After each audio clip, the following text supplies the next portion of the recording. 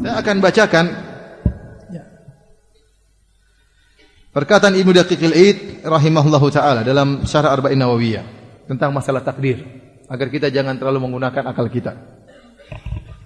Wa fi hadzal hadits itsbatul al-qadari kama huwa madhhabu ahli sunnah.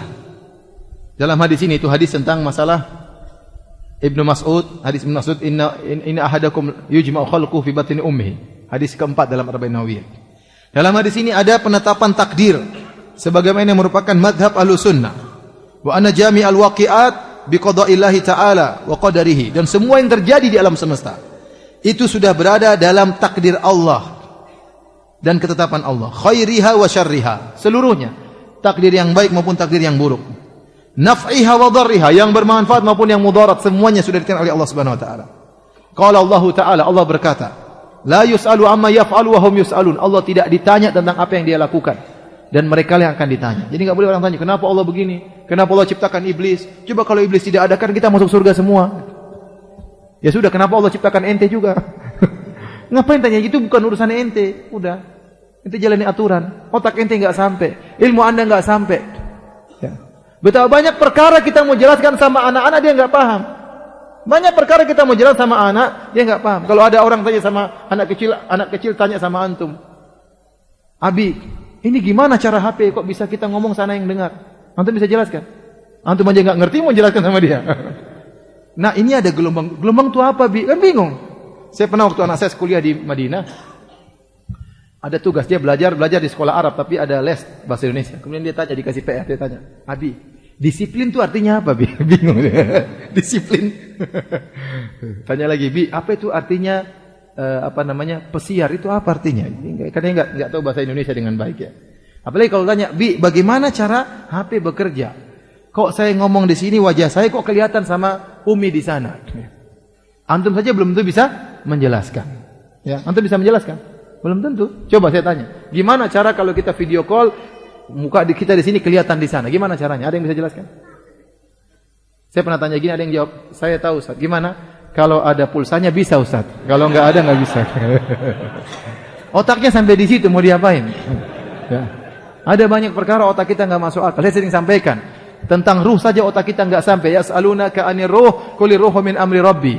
Mereka bertanya kepada engkau tentang ruh, katakanlah ruh itu urusan Allah. Kalau antum datangkan pakar fisika, pakar kimia, pakar biologi, 1000 pakar di alam semesta ini, suruh berbicara tentang ruh, pasti ngawur semuanya. Kenapa ilmu mereka tidak sampai hakikat ruh? Terbuat dari unsur apa, bagaimana tempelnya dalam jasad, bagaimana keluar dari jasad, enggak ada yang tahu. Antum panggil seluruh pakar bicara tentang jin saja.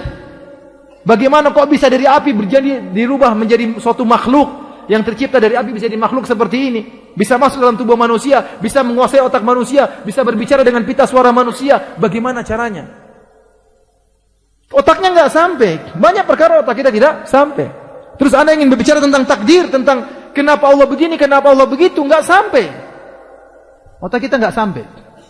Makanya Allah tutup masalah ini, kata Allah, la yus'alu amma yaf'al. Jangan Allah tidak ditanya dengan apa yang dilakukan. Wa hum yus'alun. Mereka yang ditanya. Ente beriman dengan takdir, tujuannya apa? Kalau ente terkena musibah jangan terlalu sedih, kalau ente dapat anugerah jangan sombong. Itu maksudnya.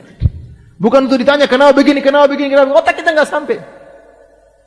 Kata Ibnu Daqiqil Id, ini ulama Syafi'iyah. Wala i'tirada alaihi fi mulkihi, yaf'alu fi mulkihi ma yasha. Tidak ada protesan dalam kerajaan Allah. Allah melakukan apa yang dikehendaki dalam kerajaannya. Qala al-Imam Sam'ani sabilu ma'rifati hadzal bab, kata Imam Sam'ani, cara mengetahui tentang permasalahan takdir, at-taufiq minal kitab was sunnah duna mahdhil qiyas wa mujarradil uqul.